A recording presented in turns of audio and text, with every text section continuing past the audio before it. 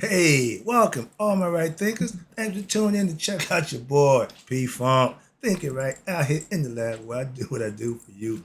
And with the comments I'm getting, I'm really enjoying what I do for you because it's getting across, the message is getting out there, and it's being understood. That's the best part about what I do for you. I appreciate you too. All right, let's get this party started. Rightism, 25 rules to live by. Storytelling, story with a message. There's a message in the story for life, even when I'm ranting. I give you life lessons on a daily basis. You tune in and receive them. We got a good thing going. I appreciate you. Let's do what we do. Right Thinker's mission, and that's what I'm on, is to enlighten, inspire, educate, and motivate you, the individual, to a higher spiritual level of enlightenment, getting knowledge of self. Right Thinker's way of life through mental and spiritual discipline practice daily will help and guide you to attain your goal of spiritual enlightenment, aka know thyself. My mission, and that's what I'm on, is that all right thinkers know thyself. If you're a right thinker, profess to be one, your goal should be to know thyself. That's the question I ask. Do you know you right now? I ask it to you. It's rhetorical, but if you don't have the answer for yourself, tune in. I can help you with that. That's what I do for you. Get you to know you. A person who knows not, it knows not that they know not, is foolish. Disregard them. A person who knows not, it knows that they know not. No big deal. They're simple. You can teach them. They're willing to learn. That's why I do what I do for you. Appreciate you too. Stay tuned. I got more for you. A person who knows not and believes and think that they know is dangerous. Avoid them. I do. A person who knows and knows not that they know. It's okay. They're spiritually asleep. I can awaken them. I'm the spiritual alarm clock here to wake you up with knowledge of self. A person who knows and knows that they know is wise. Follow them. All these persons reside in you. Right thinkers, know thyself and always to my eye, be true. I'm back in the book. Woo-wee. It's starting to get good because if you're understanding the picture that I'm painting, like my man said, I'm painting a vivid picture. I love that, man. He's getting it. So my masterpiece is just getting started. Hang up in there with my man. I got you. Let's go. Let's talk about the mystical significance of numbers in creation. Oh, they got a place that they signify too. Let's start with the number one and the number nine. I'm gonna take you through some other lessons. Gonna break the other numbers down for you, but so let's call this one numbers. My man was a number runner. I got a thing with numbers. I don't play them.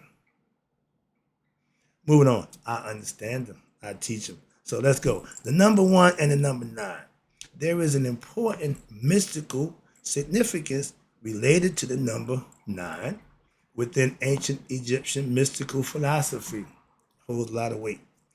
In the company of gods and goddesses of Ra, Ratem, Shah, excuse me, Shu, what the hell was that? Tufnut, Gad, Nut, Set, Asar, Aset, Neptet, and Haru Ur.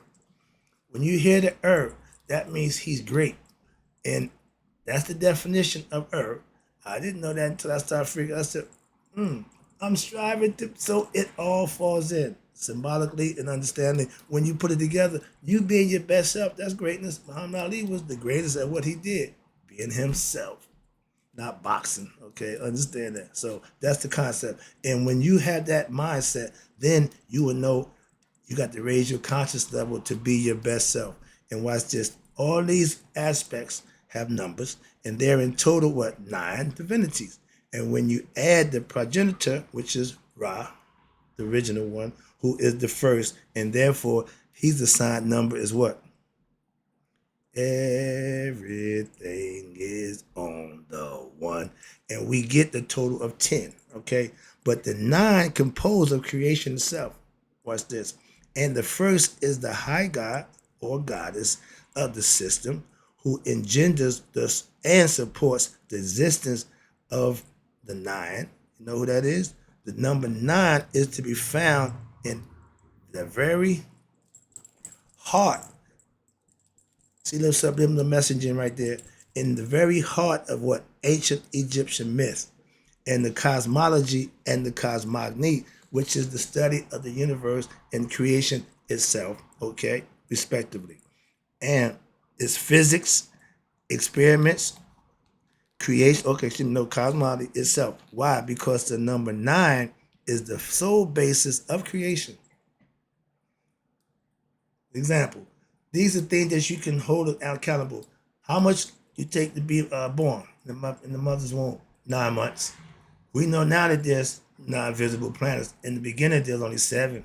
Though they knew nine, but way before we even come up with the concept. So that's what you understand that somebody was conscious way before we even got here. And the base of creation, right? So nine months, okay? And this is the number, watch this, the nine occurs in nature. In all chemical, physics experiments, nine, watch this. Now creation unfolds nine uh, aspects of your character. I did that. Nine parts of the spirit did that for you. But watch this. Nine, the creation unfolds into nine relative aspects, and they are all what? Rooted in and sustained by what? The supreme being, the one God. The first principle, remember we dealing on principles. That's why I don't worry about people different. No, these are principles. You can make these happen for yourself. And this idea is what? Mythologically expressed in myths, storytelling, as the emergence from the primeval ocean and the eventual what? Submerges what? Back into the primeval ocean at the end of time. Thus, stop right there. Put a pin in that.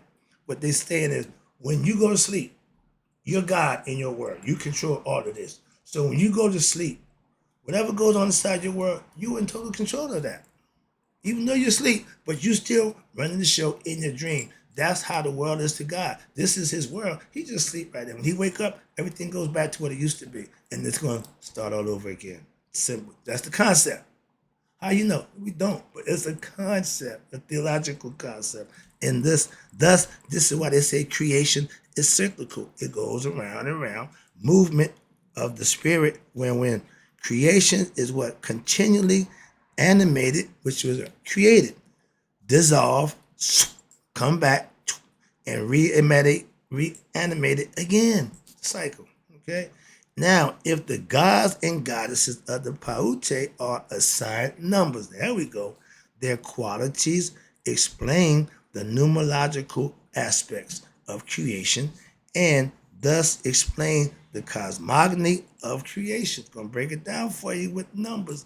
The number of each divinity is assigned to what? In accordance with their emergence, the pattern, mystic significance, and the psychic relevance, as stated in the ancient Egyptian creation myth. Again, the myth and its traditional account. We're going to lay it out for you, explain it to you, and you can go with it and do with it what you choose. This is how it looks. You see the top up there? Those are all signs of God, the deity. Remember, there's no graven image, but we use the flag, okay, the symbol. And you see down here, you see that first one? We'll say infinity. Infinity is the eight laid sideways, okay? It's called reciprocity, meaning one gives and one receives. And then one that received got to give the other one who gave. So it's always a back and forth. So it continually keeps itself going, okay?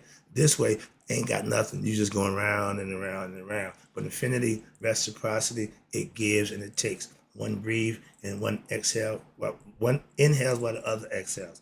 Yahweh, in breath and out breath. It don't mean God. How about that? I study to what? To gain information, to have knowledge that I can share. I just get it. I don't particularly care who with it. No, it don't make a difference to me. It's all knowledge, information. I just give facts, information that you can understand and interpret. It ain't my opinion. It ain't about the opinion. It's about the fact. Okay, I'm just teaching. Let's go. So now understand infinity. That means it's going to always go on. We just gave you the breakdown. Your dream, when you wake up, it goes back into what? Like we just said, when God wake up, everything that he was dreaming goes out and he go back to sleep, it comes back again. Concept. They say when the cat's away, the mouse will play. When we go to sleep, don't the roaches come out when everything get dark? Everything does what? Some people do their thing in the dark, nocturnal, what? They know anybody watching. So everything that's done in the dark will be what? Brought to light. The Pisces area we just came out of, with everything was done mysteriously. Everything has secrets. Now we're in the information age. All your secrets will be revealed. So if you're not transparent, you might have a problem. Why? Because everybody's going to know what you've been trying to hide. Moving on. It's a little lesson. Again, I'm just teaching, giving facts. All right. Now, from the noon, we go to Ratim, beginning and the end, Alpha and Omega. We called it Ratim. Y'all getting called it Alpha and Omega. See, same thing, same format, but they just call it something else. When you have facts and truth, you can label it what you want. It's still what it is. A lie can be called anything it want. You can dress it up any way you want. But guess what? In the end, it's still a lie. That's my point. Now, let's do the numbers right quick. Ratim, 1. 2 concepts, 1 person. Really 3, okay? But we're going to use this now. Ratim, beginning and the end. Moving on. Number 2. Before man could even be in existence, we had to have something we call air to breathe. That's Shu. We gave it an identity, a name, a person, made him a male aspect. The female aspect of him is tough new, moisture, water, rain from above. They go together. They're opposites, but they go together. Synonymous, they need each other. Next one down is Geb. The foundation, earth.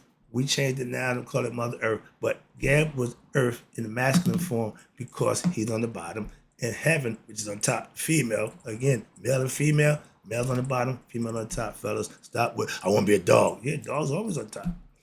But that make the female got to be that thing, and they're not those. They're goddesses. They deserve to be on top, dictating what go down. Hello, let's go. Now, stop with the ego and understand certain things the way it is. Newt represents heaven. Okay? Heaven's between Newt's legs. That's what Gabriel he like to be. Can't go there more. Why? Another story. But 6, that number 6, 666. No. It's just the 6, not an element, it's the spirit that becomes into man. 6 electrons, 6 neutrons. We know the story. Good mugger, I'm tired of that nonsense again. That's kiddie stuff. I'm at the college level now. We ain't got to keep playing them games. Number 7, crapshoot. Ha. 7's the only number that goes both ways. It's gay. No, it's adjustable. It's an acquiesce. When it come out, you win. If you got a number, 7, you lose. Simple. Another philosophical concept, but when I use my analogies, they're going to be drug-related, street-related. What? That's what I know. That's what I'm familiar with. So that's what I use. Sorry. Number 7, which we just did, that's our set, okay? She represents wisdom, intuitive knowledge. I'm giving you number first. I got another breakdown for you coming up. So number 8, there you go.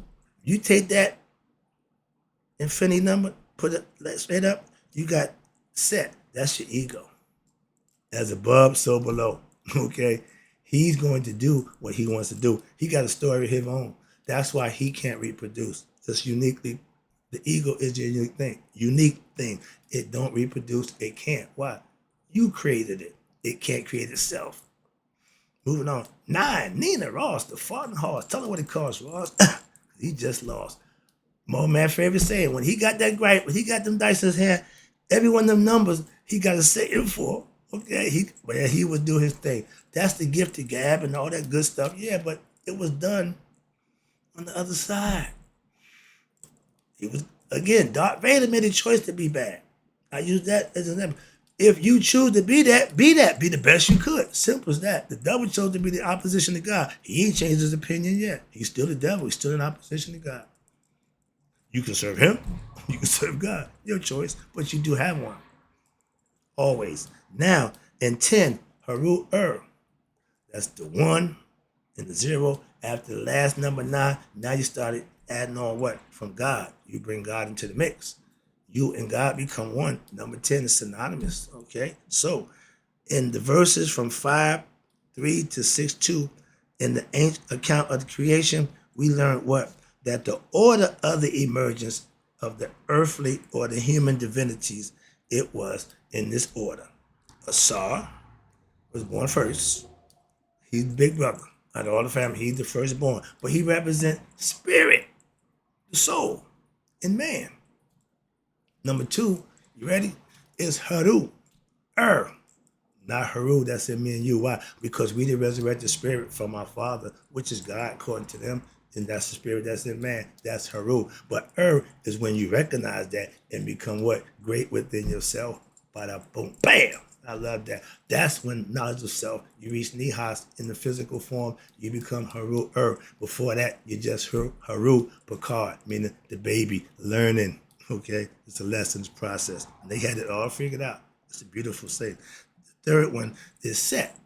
Now, he was supposed to be four, not third.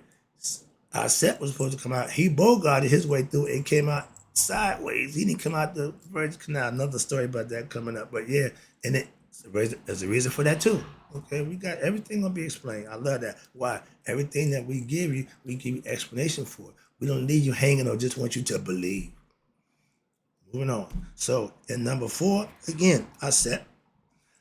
And then number 5 is Neptat. Now they was born twins. They identical. Only difference between Neptat and Aset is their headdress. And one represents immortality and one represents mortality. Again, they go together. They don't leave each other. They tell you, they go together. Okay, synonymously, for real. And watch this. But this is not the order and the format that is used on the tree of life. Again, explain that to you. So with that, cut that one loose. And I'm going to turn you loose right now because I'm about to go into a quick examination of the creation from the original papyrus text that was written by an Anuian priest. Okay? And it's a quick lesson right here. I'm going to go through a few paragraphs, break it down. But the title of it is The Foundation of the Teaching of the Kemetic Tree of Life. Again, it comes from the Anuian creation myth. Again, the name of the book is the Book of Knowing the Forms of Ra. I just broke down the forms of Haru, okay, the Hawk concept. They had understanding and breakdown for everything. Right quick, let's run through it. It starts with the Book of the Knowing Forms of Ra. That's the title. And it goes from line 36 to line 41. But they got it broke down here in hieroglyphic, again, trilateral, where it's written in the original hieroglyphic form, and then it's broken down the meaning, and then the words. And then over here, it tells you what it says, okay? So let me do that for you right quick. This should be fun. I like stuff like this because this is good teaching, good lesson. It starts with Book, the Knowing Forms of Ra, 936. But now it tells you the Book of Knowing the Creations of Ra is a cosmological breakdown of the universe, mystic scripture. If it were to be compared to what? That book y'all call the Bible type scripture, that's fine. So that means this would be what? The Genesis, meaning the beginning. In the beginning, we have one too. Everybody who the creation story has to start with in the beginning. So understand that. So nothing new. But the portion below that I'm going to break down to you is part of the section that contains what? The segment that talks about what? Nature, the nature of creation, and the emergence of the god and goddesses, labeling you with the numbers and breakdown of what they are, where they come from. But this page right here is going to be a quick lesson about the book of Ra's creation. First it says, we have page 36, line 36. It says, God comes in forms of plants, nature. Okay, the trees give off stuff that we need to breathe in, which is what? Oxygen. So he put that there for a reason. It was there, again, first, conscious of what's going to happen. When you have premonition, you see something before it happens, same thing. God does that all the time. Okay, now, coming in as plants and forms. That's the first lesson. And they got all this hieroglyphic stuff. I don't do the hieroglyphic, but I can read. It says crawling, which is a serpent, snake. Got all this stuff right there. All creation, all as those forms. God is also in the form. I just did a lesson. God is in creation, yeah, but not only in creation, he's also in the of all human beings. You see what I'm pointing?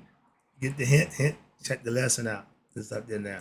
Now, the animals, in fact, everything that has been created, God is part of his creation. He lives in his creation.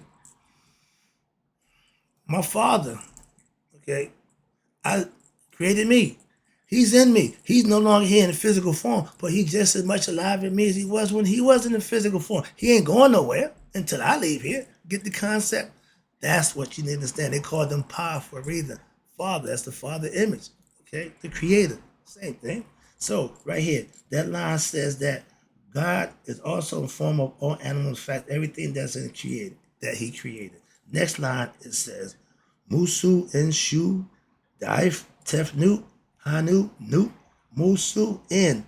Birth gives Shu, gave he Tefnut, and Nut, birth gives to Geb and Nut. Okay, God gives Shu and Tefnut, and Nut gives birth to Geb and Nut. Tefnut gave birth, yeah. And then Geb and Nut gave birth to, here we go, us. Those are the five elements, okay? Those are things that's happening before us. Then now, the spirit comes into us, it takes over to human form. You got Asar, you got Haru, the foremost, seer, blind, Set, and you got Aset. These are all characters from you that we label. Gab, Newt, they're born down. Then you got now number line 40, and then you got Nephtep from the body of Newt, one after the other, through the birth and these gods and goddesses. They break it down a little hard to understand, but they break it down in the next page. I get to it in 1 second. But the last one, a multiplicity of forms of what God performs. Those on earth, that's how they came into being. He became all these things and they became into being. So now from this little brief reading of the creation myth scripture, we learn what? That God created what? The living, all living beings, plants and animals on earth, and that the varied life forms on earth originally proceeded from who? The God and goddesses that God created. Again, everything emanates from the one. So now, with this teachings, and hopefully I explained it in the ancient Egyptian proverb, watch this. This is what they're telling you. Men and women are what? Mortal gods and goddesses.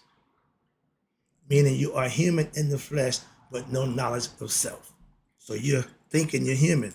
And watch this. Now the God and goddesses are what? Immortal men and women. Those who wake up and realize themselves, know themselves, they realize they're God. Hello, men, God, women, goddess concept. And watch this. This also explains how what? Human beings are what? Divine by origin. The spirit that's in us is God and it is divine. All we have to do is realize it. That's the mystery. That's the key to life. We've been doing it for thousands of years. Okay, they took this knowledge, hidden it, watched, scrap, what? And some people took bits and parts of it, Masonic order, different order, Rosicrucian, all them guys. They took truth and knowledge and hid it. Now, that makes it not good. Why? Because you're using it for other reasons other than what it's intended. For everybody to have the same equal opportunity to be their best selves, to become God while in the flesh. By what? Obtaining knowledge of self. I'm doing my best job to help those who want that do that. Let me wrap this lesson up. I'm looking at the clock again. So this explains how all human beings are of divine, but that implies also that what? Men and women have a divine spark, a divine essence. It is that essence that the teachings is what? Dedicated to what? Rediscovering, helping you to know who you are. My goal is to get you to do just that. And the discovery, which constitutes what? The attainment, you ready? Of the covenant goal of all human beings and solve the mysteries of the mysticism, aka life. Know thyself. I got more stuff here, but I gotta cut it short right now. I'm looking at the clock, but guess what? Right thinkers, in closing, may all you live to be 100, and may 100 minus a day. So I never know that my right thinkers have passed away, but I got more for you, so I'll be right back.